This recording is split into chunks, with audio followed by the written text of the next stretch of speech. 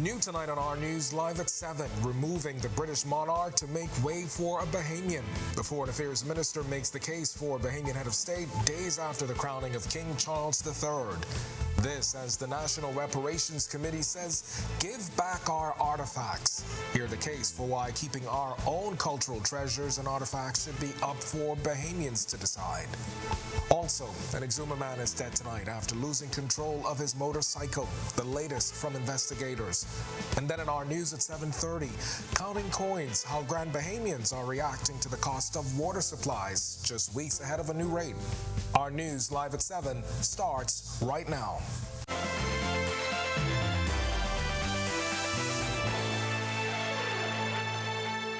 Welcome to Our News Live at 7. Thanks for joining us tonight. I'm Kendino Knowles. It's now time for head of state. The case being made by Foreign Affairs Minister Fred Mitchell just days after the crowning of King Charles III in his widely seen coronation that was carried live here on our TV. In a voice note early this morning, Mitchell promoting the need for constitutional change to remove the monarch as head of state. It is time to have a Bahamian head of state elected by the people or chosen by the representatives of our people. The state of affairs and the need for change 50 years later is, like Michael Manley used to say, impatient of debate. But even in so-called radical Jamaica, you will hear it said, if it ain't broke, don't fix it. Or there are some more important things to do than constitutional change. In November 2021, Barbados became the first country in the region to remove the Queen as its head of state.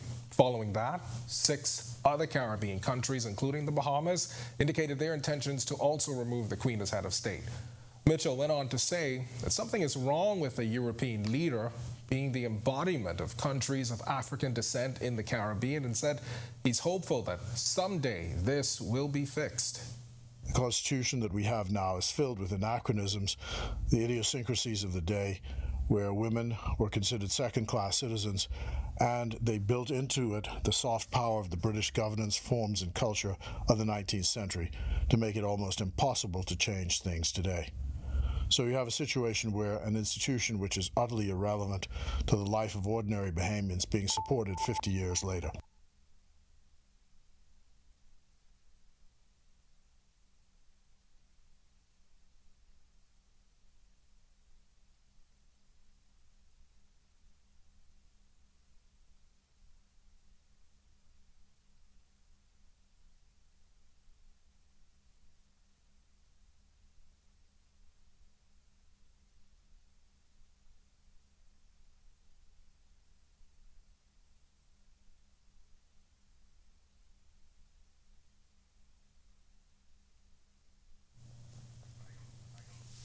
Committee Chair Dr. Nyambi Hall Campbell-Dean says, even so, it should be up for Bahamians to decide. That's the National Reparations Committee calling on King Charles III to, quote, immediately commit to the return of all of our cultural treasures and artifacts, end quote.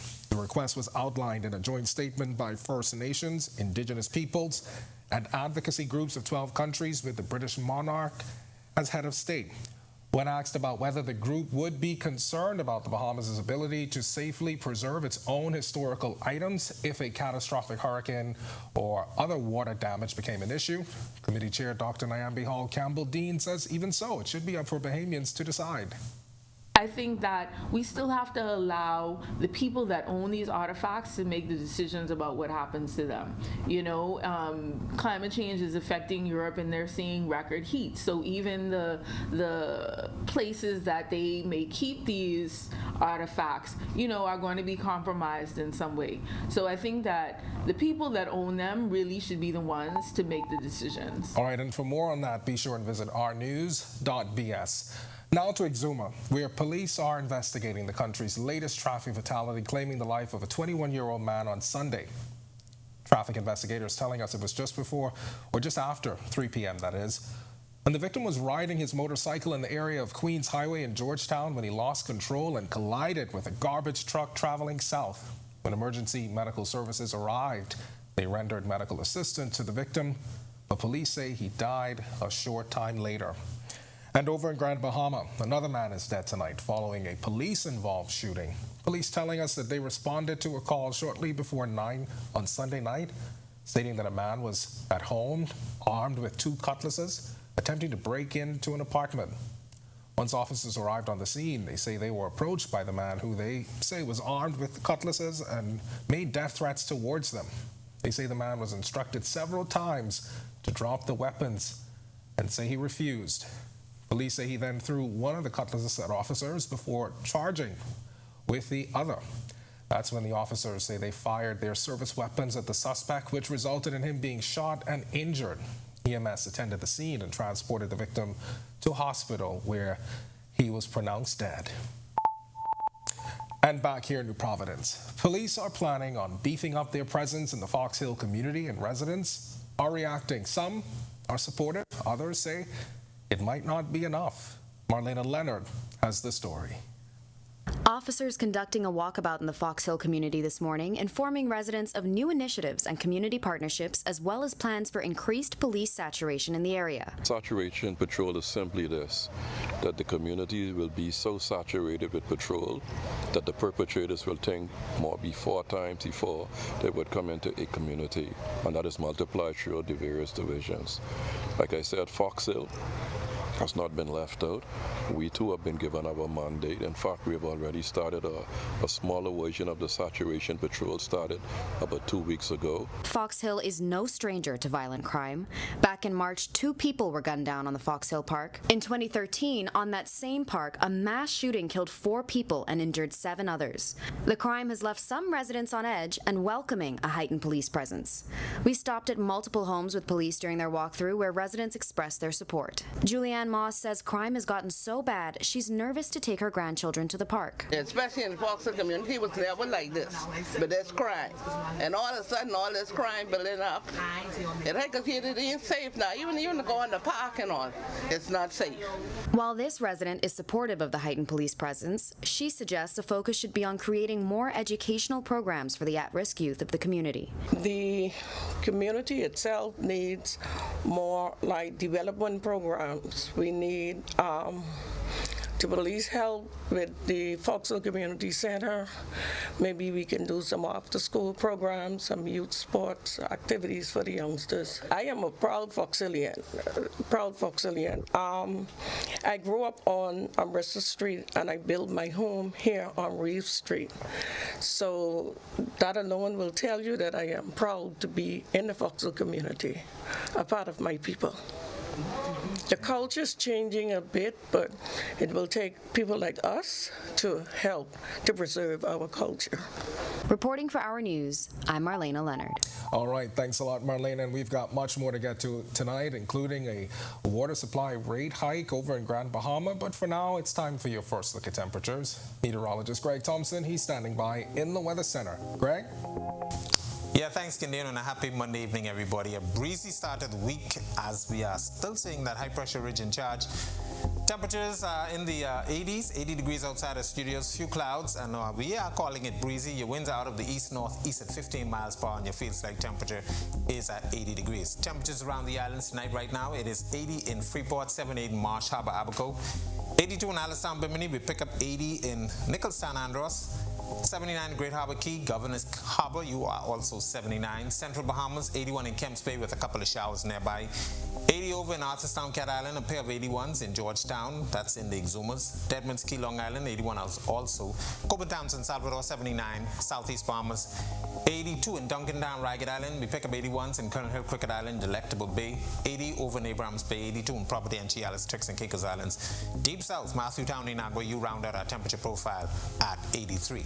Satellite view, quiet across area. Ridge of high pressure is in charge. We still have a persistent stationary frontal boundary near the southeast Bahamas, generating a couple isolated showers. That boundary will eventually wash out and lift towards north, what's left of it. So we are going to see improving conditions. Winds will fall off for the next couple of days. That's your first look at weather. Stick with us and look at your extended forecast. Is still to come. Still to come on Our News, we've got reaction from Grand Bahama tonight as customers prepare for another pocket pinch as the cost of water goes up. Plus, from one utility to another on Grand Bahama as a new power purchase agreement is signed. And later in our Work in Progress segment, we'll tell you the plans now underway to modernize schools across the country. We've got the details when Our News returns. Summer travel is here.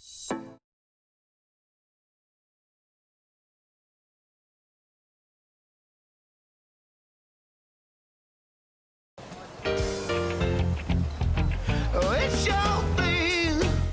Do what you want to do.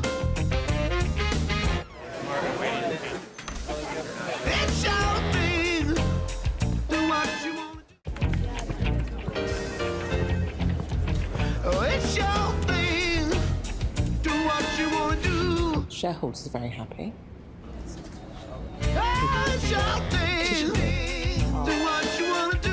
Janae's Uniform Center. We've traveled to every island in this here land, man. We go everywhere. We can go to every rock and key, Abaco to Inagua, even Ragged Island, The Rock. Celebrate our country's 50th independence with Janae's special limited edition. Sublimated t-shirts and caps in 10 different styles and colors. Get up to 50% off on cotton polo shirts only. Don't forget to embroider your company's logo to celebrate this independence at Janae's Uniform Center, Chesapeake Road. Call 394-8385 or 6. WhatsApp text only 817-3295. Email sales@janaes.com.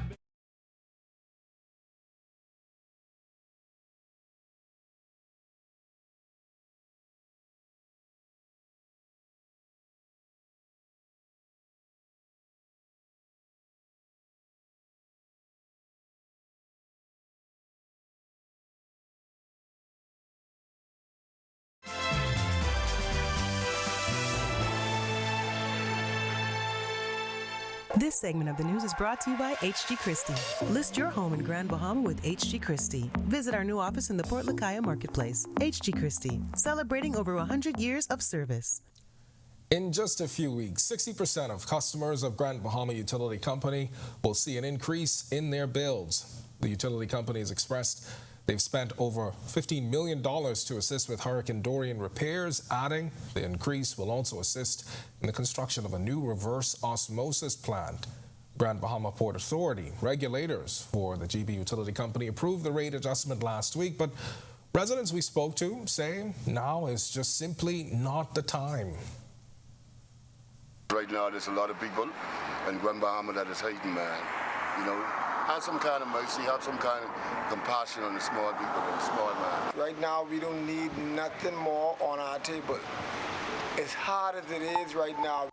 All right, and we've got more reaction coming up in Our News at 7:30 with our Italia Home.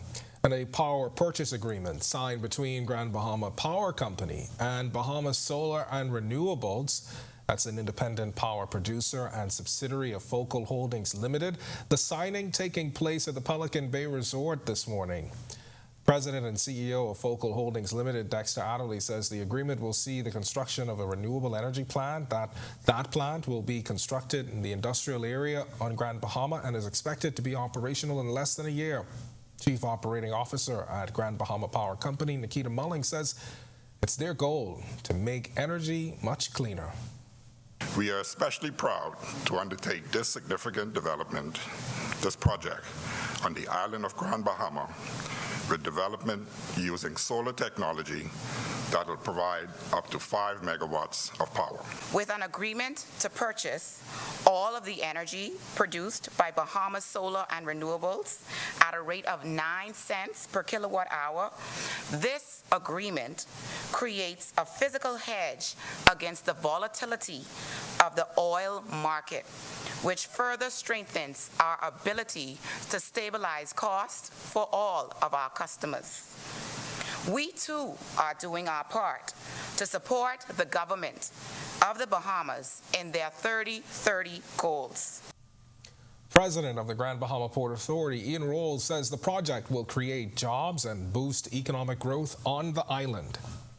The stabilization of the cost of fuel actually lends well for the potential growth of new business, but also it gives the existing businesses a chance to plan better. So when we have major fluctuations in fuel prices and fluctuation in electricity costs, and we've seen that elsewhere in the region, it destabilizes growth and it brings about uncertainty. So today is a very significant day to help us with future growth and also to sustain what we have. All right, as part of summer school repairs, officials say they are looking to modernize campuses. In this edition of Work in Progress, senior engineer in the Ministry of Works, Harrison Lockhart, says it's happening in phases. Berthany McDermott reports.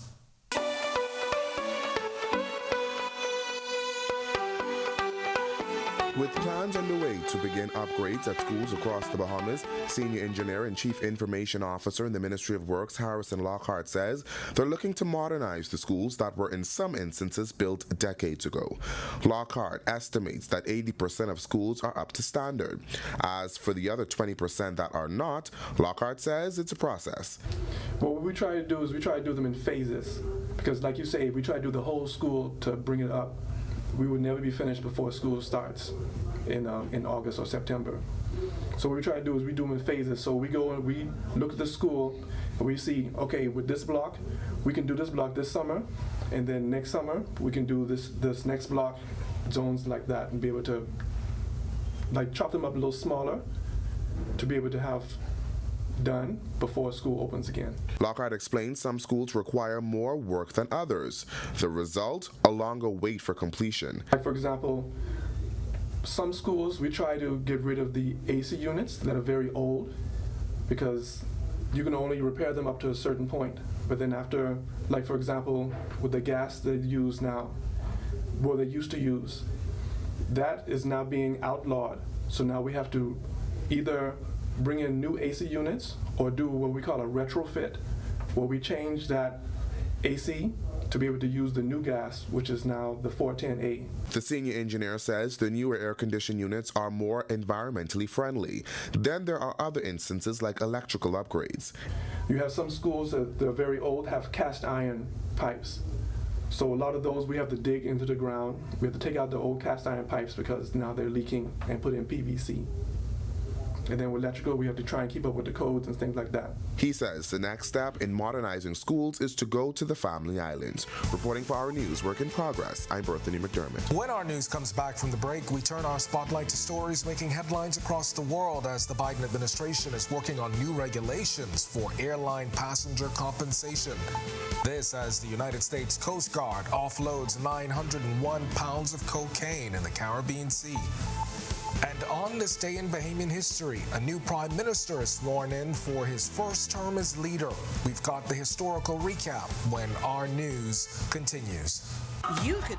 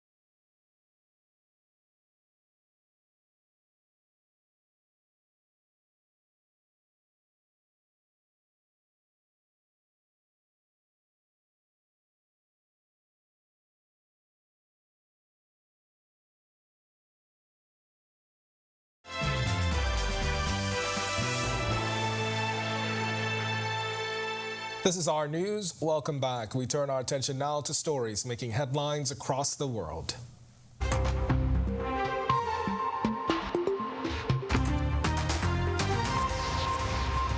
The Biden administration is working on new regulations that would require airlines to compensate passengers and cover their meals and hotel rooms if they are stranded for reasons within the airline's control.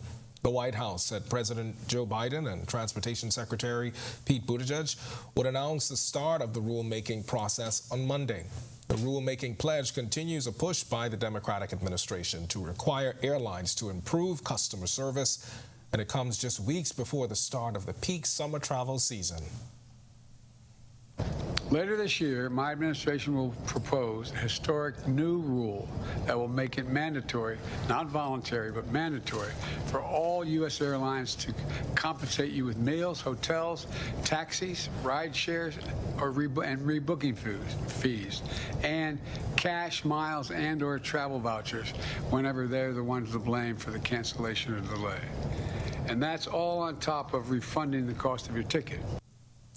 The Metropolitan Police in London facing criticism for its handling of anti-monarchy protests during the coronation of King Charles III in London after 64 people were arrested. Many accused the force of taking a heavy-handed approach toward demonstrators. Several opposition lawmakers and human rights groups have also condemned the police's actions. Commander Kieran Findlay defending the force's actions, saying police have a duty to intervene when protests become criminal and may cause serious disruption. And now to the region where Prime Minister of St. Vincent and the Grenadines, Ralph Gonsalves, says having a British monarch as head of state is an absurdity he would like to end in his lifetime. In a recent statement, Gonsalves said he would welcome an apology from the British state and monarchy on past injustices relating to slavery, and said he believes King Charles III is open to talking about reparations. Meanwhile, the United States Coast Guard has offloaded 901 pounds of cocaine following the interdiction of a smuggling vessel in the Caribbean Sea. The U.S. Coast Guard said the 3 men apprehended in this case are Dominican Republic nationals who are facing U.S. federal prosecution in the District Court of Puerto Rico. The interdiction is a result of a multi-agency effort involving the Organized Crime Drug Enforcement Task Force, the Caribbean Border Interagency Group, and the Caribbean Corridor Strike Force.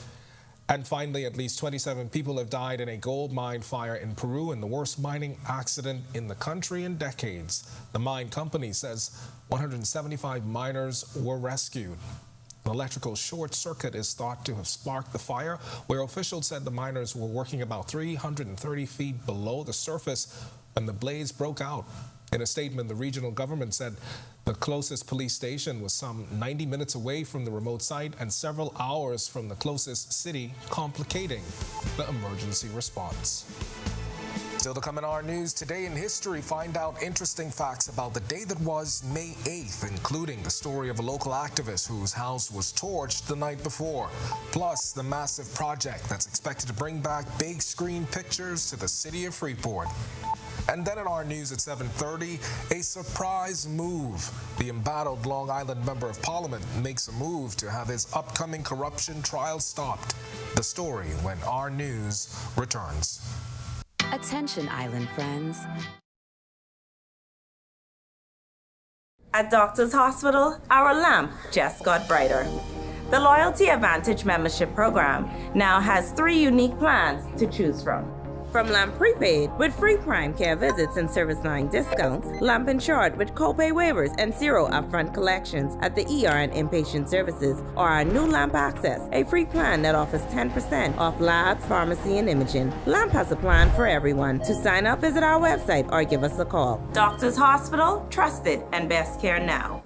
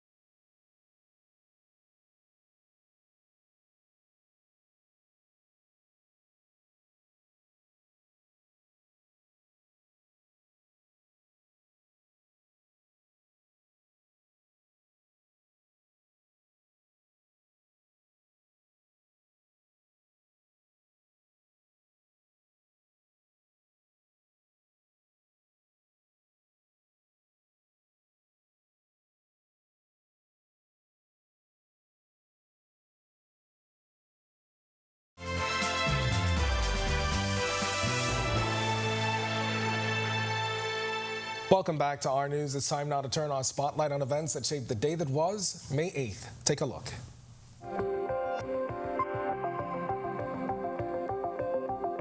On this day in Bahamian history in 1782, Bernardo de Galvez y Madrid, who was Count of Galvez, became military governor following the Spanish invasion and occupation of Nassau. Galvez would serve until April 1783. Then in 1829, James Carmichael Smith was appointed as governor and commander-in-chief of the Bahamas by King George IV. He served as governor of the colony until 1833. The Historical Society notes during his governorship, he used his office to bring about better treatment of enslaved Africans in the colony. Smith was also governor of the colony when the Pompey Rebellion took place in Steventon on Exuma Island. Fast forward to 2012, when then leader of the Progressive Liberal Party, Perry Gladstone Christie, was sworn in as Prime Minister. That in all things, I will be a true and faithful Prime Minister. On May 8, 2013, Gary Karp, the father of a teen murdered in South Florida a decade prior, was back in New Providence probing a Bahamian connection to her killing. This as one of America's most wanted men, believed to be his daughter Marissa's killer, was himself murdered on New Providence 2 weeks prior to Karp's exclusive interview with Our News. I'm here to get justice. You know, look, I've excelled at a lot of things in my life. I'll be the first to tell you that parenthood was not one of them. And my mistake or my lack of parentinghood, if there's such a word, cost me my daughter's life. And finally, on the same day in 2013, local activist Rodney Moncur, whose home was torched the day before, spoke to the media about his loss. Moncur says he suspects arson but believes the incident could have been prevented if people had taken his concerns seriously. On more than one occasion, Moncur says he told authorities that he received threats against his life and property. In more recent times, we hide each night. I believe that this is arson. I believe that this arson could have been prevented.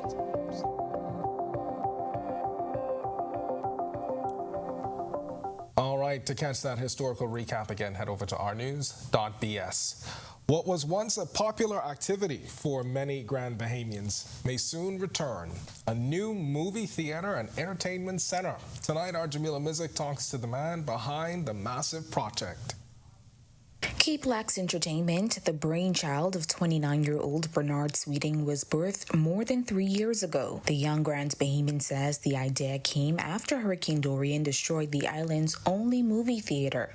It's a result of knowing that I had the movies to escape as a kid and all throughout my life, and now you're coming into an environment, a season in Grand Bahama where you haven't had that for almost 4 years.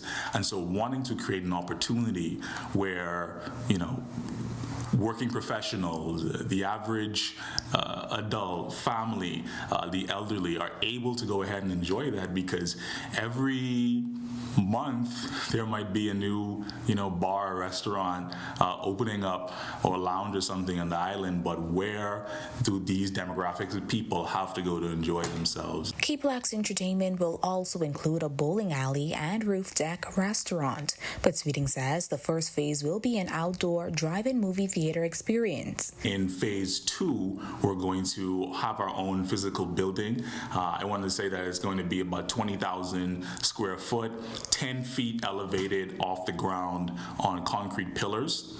I think it's important to say that when you go through something as traumatic as Dorian, you now begin to plan for sustainability and the likelihood of something like that happening again. He says 2 potential properties have been located for the future home of Keyplex. A groundbreaking is slated later this year. Sweeting says Bahamians will also have an opportunity to become owners. There's going to be some more data we were going to release in a couple of weeks. It's going to be empirical data that supports our business case as it relates relates to the market here in Grand Bahama to not only ensure sustainability but profitability. Talk about Bahamians being able to have ownership. They want to know, hey, if we invest in this, when are we going to get our money back? And so they'll be able to see all of that information and read about it themselves in the next coming weeks. Now, to learn more about the project, you can visit www.keyplex.com. Reporting for our news, I'm Jamila Mizik. All right, thanks a lot for that, Jamila. And to watch that story again and for all of today's top stories, you can visit ournews.bs. Going to do it for us in News at 7. Joining us now is Italia Hall. She's got the latest headlines. Italia, I know that this is exciting. It is. Exciting times for your people on Grand Bahama. Right. It's been such a long time without a movie theater, so to have that entertainment come back. So when was the last? When was the last theater no longer? Dorian. I think we lost that shortly before Dorian. All right. And so it would be great to have some entertainment come back. And I know Bernard, so I wish him all the best in this project. Absolutely. All right. Thanks so much, Ken. Well, we've got the latest from the National Security Minister on the cost of a new prison facility, why he's on the defense tonight, and the do's and don'ts of applying for a U.S. visa. Here are your latest headlines. On the defense, new tonight on Our News Live at 7:30. Coming up tonight at Our News, the National Security Minister is hitting back at the official opposition over the construction of a new correctional facility. I'm Berthany McDermott, and I'll have those details for you tonight in Our News. Plus, the cost of water is too expensive. I think they're stressing out the Bahamian people a little too much. They'll go down on some things and let us live. More reaction tonight from Grand Bahamians following a water rate increase at the Grand Bahama Utility Company. Also, the do's and don'ts when applying for a U.S. visa. Our Jamila Mizik speaks with the Consular Chief at the U.S. Embassy in Nassau. And later, what would the world be without mothers? Our Marlena Leonard takes us through the history of Mother's Day that dates all the way back to the 1900s. Our News Live at 7:30 is back in a moment. With over 25...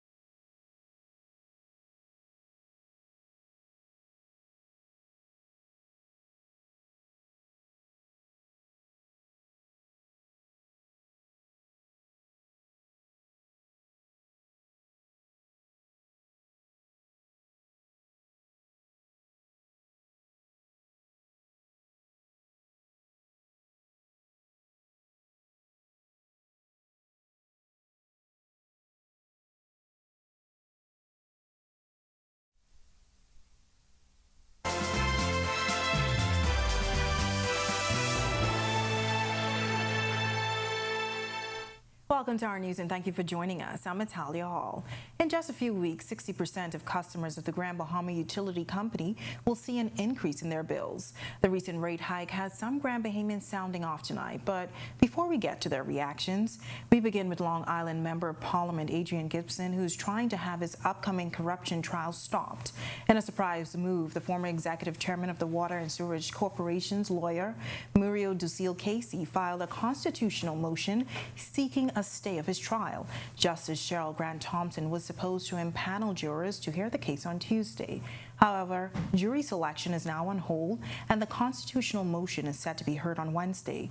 Now, Gibson is facing 96 counts alleging that he pocketed and laundered over $1.25 million from contracts awarded by the Water and Sewerage Corporation while serving as its executive chairman. Now, he is charged along with his cousin Rashay Gibson, Joanne Knowles, Jerome Mizik, Peaches Farquharson, and Elwood Donaldson Jr., the corporation's former general manager. And now to that increase in water bills on Grand Bahama. The utility company has expressed that they've spent over $50 million to assist with Hurricane Dorian repairs, adding that the increase will also assist in the construction of a $1.5 million reverse osmosis plant that will relieve some of the water issues on the island. Now, we spoke with several Grand Bahamian residents about the water rate hike, and here's what they had to say. Things expensive, food going up and everything, water going up as well, and we have to use water, so I don't think they should raise it right now. This resident expressing frustration following the announcement of a water rate increase by the Grand Bahama Utility Company. The Grand Bahama Port Authority, the regulators for the GB Utility Company, approved the rate adjustment last week. Now, 40% of customers will see no change in their bills come June 1st. Who are those 40%? Will we know who those 40% that won't be able to pay that? I would like to know. And these residents say now is just simply not the time. Right now, there's a lot of people in Grand Bahama that is hating, man. You know, have some kind of mercy, have some kind of compassion on the small people and small man. We don't need nothing more on our table. As hard as it is right now. I'm sure the Grand Bahamians didn't approve it. And the reason why they continue to raise the rates is because we're not saying anything. I feel like if we stand together and make a movement and not just talk amongst ourselves, we could actually get them to stop what they're doing. It should be free. There should be no charge. Anything God created, it's supposed to be free.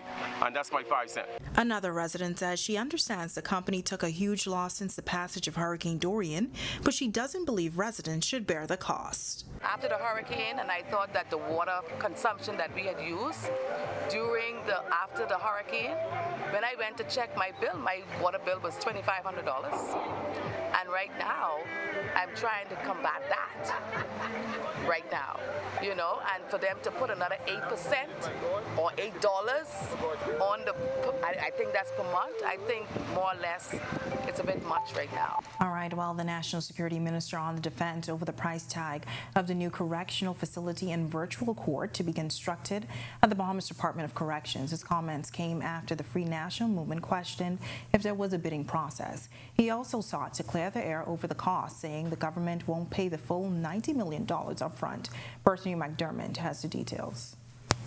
National Security Minister Wayne Munro hitting back at Free National Movement member Kwesi Thompson over the new price tag of the correctional facility and the new virtual court. In a statement, Thompson questioned if there was a bidding process and if the project went out to tender. Munro responded this way. This project is by the same persons who were engaged when the opposition was the government. We met this in trade.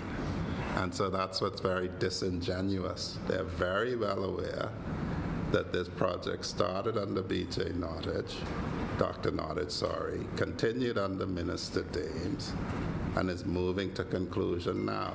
Last week, the National Security Minister revealed the new price tag would be $90 million. The current facility has been the subject of heavy criticism over the years from international bodies. To the pushback from the opposition, Munro says the government doesn't have time to play games. We do not have the luxury of time to sit down and twiddle our thumbs while people are dying in our correctional facility, while every year the State Department of the United States of America rates our correctional facility as abysmal. The National Security Minister also clarifying the government will not pay the $90 million up front. The government on the current proposition is paying $9 million? $9 million for the cost, 86. Yeah, $9 million. And then they will have to build this to completion with us paying not one penny more. They have to hand it over to us, turnkey, ready to go, and then we will pay them the balance of their money over 10 years for the prison, for the Correctional Association and the facility, and 8 years for the court. Now, the National Security Minister could not say when construction on this facility will begin. Reporting for Our News, I'm Bethany McDermott. All right, thanks, Bethany. Well, nice temperatures outside the Our News studios this evening. Such a wonderful way to start off the work week. Meteorologist Greg Thompson is in studio with a first look at weather. Greg? Yeah, thanks, Natalia. Welcome everybody for a quick check on conditions outside our studios and around the islands. 80 degrees with few clouds. It's breezy on the outside. Your winds out of the east-northeast at 15 miles per hour, and your field-like temperature is at 79. High pressure in charge of the weather across the islands. Most of the chain, actually. There is a persistent stationary front near the southeast Bahamas, generating a couple isolated showers and thunderstorms across that area. We expect that front boundary to continue to weaken as the evening goes on, and high pressure will stay in charge of our weather. That's a quick check on conditions around the islands. Stick with us. A look at your extended forecast is still to come. Still to come on our news, the National Security Minister explaining the reason for the change in coverage for police officers following a letter by the Police Staff Association. And have you ever wondered how to go about applying for a U.S. visa? The consular chief at the U.S. Embassy in Nassau has the answer. Plus, can you imagine a world without mothers? Our Marlena Leonard explores the history of Mother's Day as the annual observance is approaching. That's all coming up when our news returns.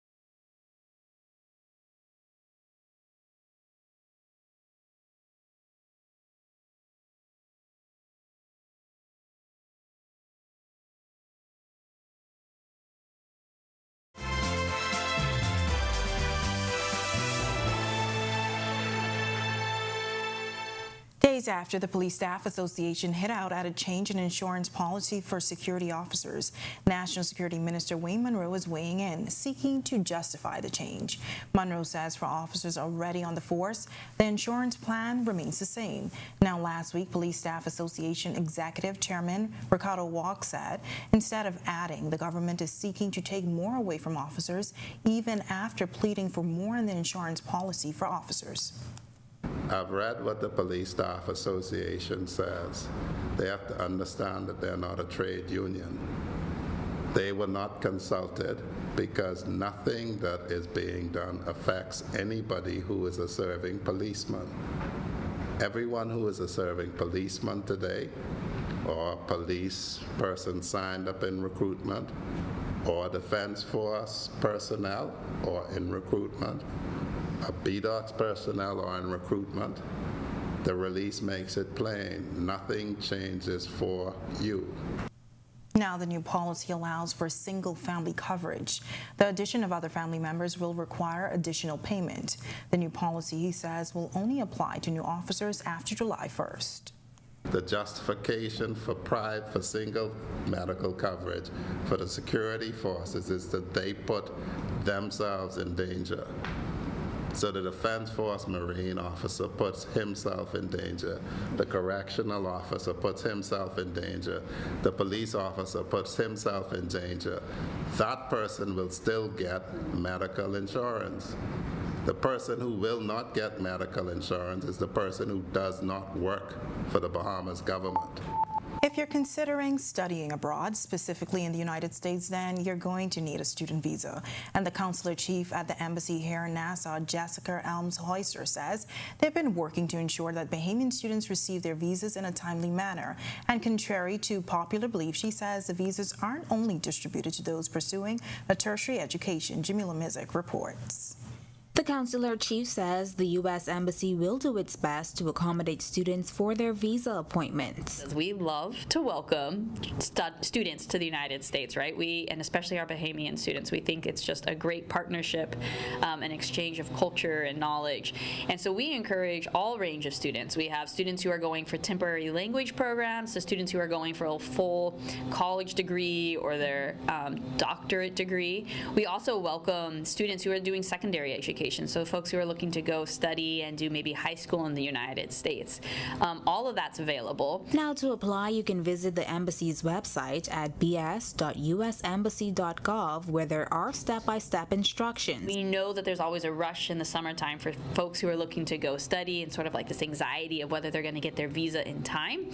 Rest assured, we have planned ahead and we have plenty of slots open. The students should have absolutely no problem finding visa appointments, and we are here to ensure that you are ready to go before your program start date. And as for how soon you should apply, so we always encourage, whether you're a student or you're a visa traveler, to apply as soon as you have an interest in going to the United States. Visas, especially like our visitor visas, are valid for 10 years.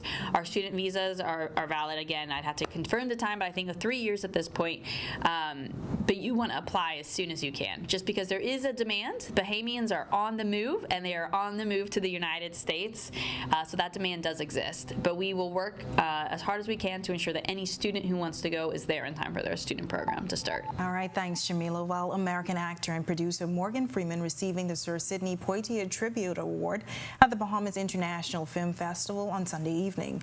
The Hollywood megastar was the guest of honor at the 18th annual event that was held at the Atlantis Resort. Speaking on the sidelines, Freeman reflected on how Sir Sidney paved the way for young black actors.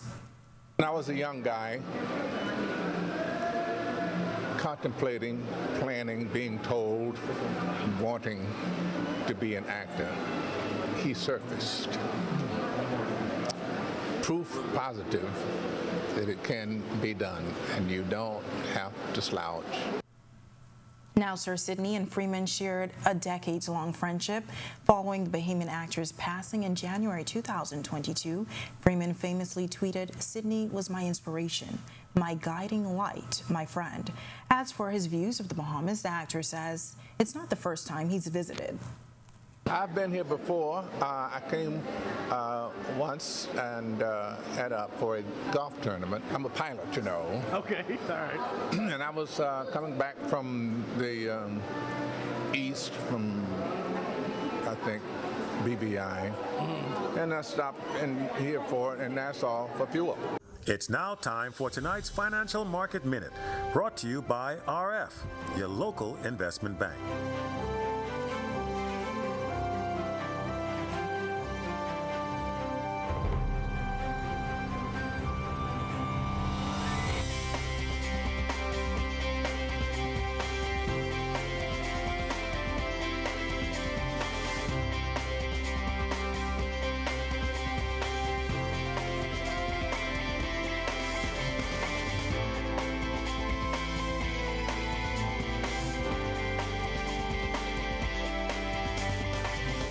This has been your Financial Market Minute.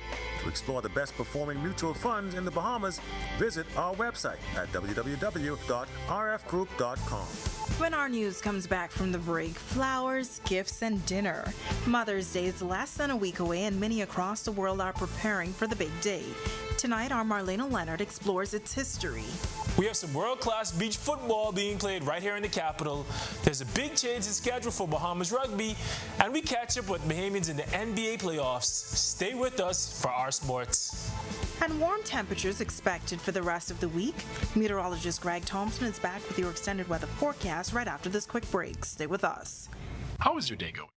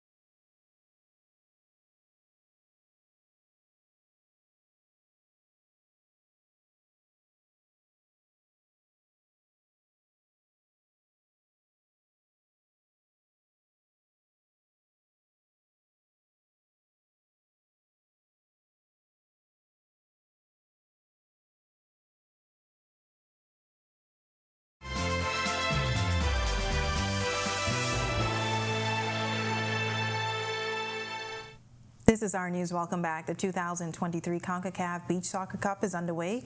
Bahamas Rugby reschedules a big match, and we get caught up on the NBA playoffs. Here's Tej Adderley with a check on sports. Tej? Thanks, Natalia. It's a new week and we have some sports. The CONCACAF Beach Soccer Championships have begun right here in New Providence. The CONCACAF Beach Soccer Championships began today at the National Beach Soccer Arena at the foot of the Sidney Poitier Bridge in Nassau. So far, we know that Panama beat Trinidad 2-1, the USA blew out the Dominican Republic 6-0, and Costa Rica beat Guadeloupe in an 8-5 thriller. We will have the results for the other matches, including the Bahamas' finale against Guatemala, which is happening right now, on tomorrow's news. Admission is free for everyone, and the Bahamas will play at 7:30 p.m. today, tomorrow, and Wednesday. After that, the tournament will move on to the playoff rounds, so be sure to get out there to cheer on Team 242. Last week, we reported on a big rugby match in Grand Bahama. We learned that match has been rescheduled. The Bahamas rugby semi-final match was scheduled for this past Saturday in Freeport, Grand Bahama. However, that match was postponed due to logistical issues. The new date for the match is this Saturday, May 13th. The Cuckoos from Nassau will play against Freeport RFC for a spot in the finals in Nassau against a combined squad of players from the Buccaneers and Bailu rugby clubs. The match will conclude with the Youth Rugby Festival. Finally, DeAndre Ayton of the Phoenix Suns and Klay Thompson of the Golden State Warriors are both embroiled in heated playoff battles. Bahamians DeAndre Ayton and Klay Thompson are mired in a couple of hotly contested playoff series. Ayton's Phoenix Suns tied their series with the Denver Nuggets at 2 apiece yesterday, with Ayton scoring only 8 points and grabbing 8 rebounds while surrendering a 53-point, 11-rebound game to Nikola Jokic. Kevin Durant and Devin Booker led the Suns to the win with 36 points apiece. Meanwhile, Klay Thompson's Warriors fell to 2-1 against the Los Angeles Lakers. Now, Klay struggled in Game 3 on Saturday, scoring only 15 points on 5 of 14 shooting. Anthony Davis dominated inside for the Lakers, scoring 25 points, pulling down 13 rebounds. Klay and the Dubs will try to bounce back tonight against the Lakers. That was your look at sports. I'm Tage Adderley. Still ahead on our news tonight, can you imagine the world without mothers? Tonight, our Marlena Leonard explains the reason for Mother's Day and why it was first celebrated in the 1900s. And nice conditions in the capital today as temperatures stayed in the 80s for the most part of the day. Greg is back with your extended weather forecast when our news returns.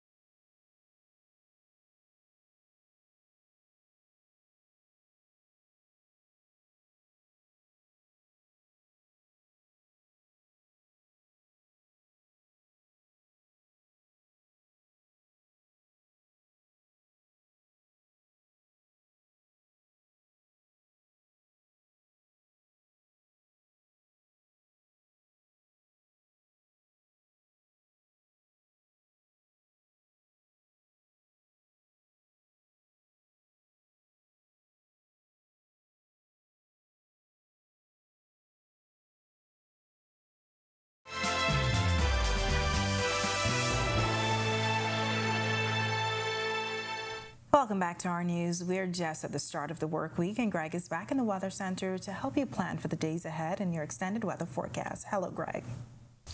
Yeah, thanks again, Natalia. Welcome back, everybody, for our final check at weather. Ridge of high pressure remaining in charge of our weather, and that's keeping us a bit on the breezy side. Those winds expected to fall off as that ridge weakens tonight to tomorrow. But a persistent stationary front near the southeast Bahamas still generating a couple isolated showers and some thunderstorms down at that area. We expect that to weaken as well and pull out towards the east, but the high pressure will stay in charge of our weather. But by the end of the week, we expect those winds to pick up back up as the high pressure system strengthens once again. Future forecast, moisture source closely with that boundary near the southeast Bahamas will eventually die out, lift towards the north through Tuesday, and eventually pull out well to the east of us. High pressure once again the dominant weather feature over the next couple of days. Boating forecast for all areas tonight to tomorrow. Small craft caution in effect for the swells. Rip current risk will be high. Your winds will be east to southeast 10 to 15 knots. Seas 2 to 4 feet over the ocean with some 6-foot swells out there, and those will be northeasterly swells. High tide will be at 10:55 tonight. Here's a look now at your national forecast.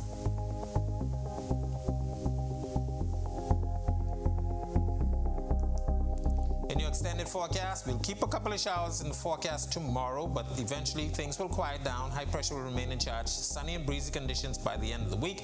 Temperatures will stay in the mid to upper 80s, and those low temperatures at night, low to mid 70s. That's a look at our weather. Make it a safe night, everybody.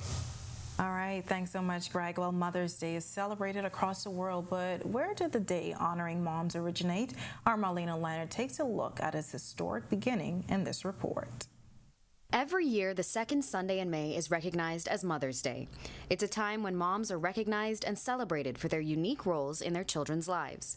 Like mothers themselves, the concept of Mother's Day has been around since ancient times, dating back to the Greeks and Romans. But the Mother's Day we know today originated in the United States way back in the early 1900s. In 1907, Philadelphia native Anna Jarvis, who was famous for organizing women's groups to promote friendship and health, held a memorial service at her late mother's church. Within 5 years, virtually every state was observing the day, and in 1914, it was added to the American calendar. More than 100 years later, other countries like the Bahamas celebrate the day dedicated to moms, while some mark the observance at other times of the year. This year, on May 13th, millions of gifts will be given, homemade Mother's Day cards will be created, and countless hours will be spent with moms. So if you haven't started planning yet, let this be your reminder. Reporting for Our News, I'm Marlena Leonard. All right, thanks, Marlena. And with that, we thank you for joining us for Our News tonight. On behalf of the entire team, I'm Natalia Hall. We'll see you tomorrow night. Have a great evening.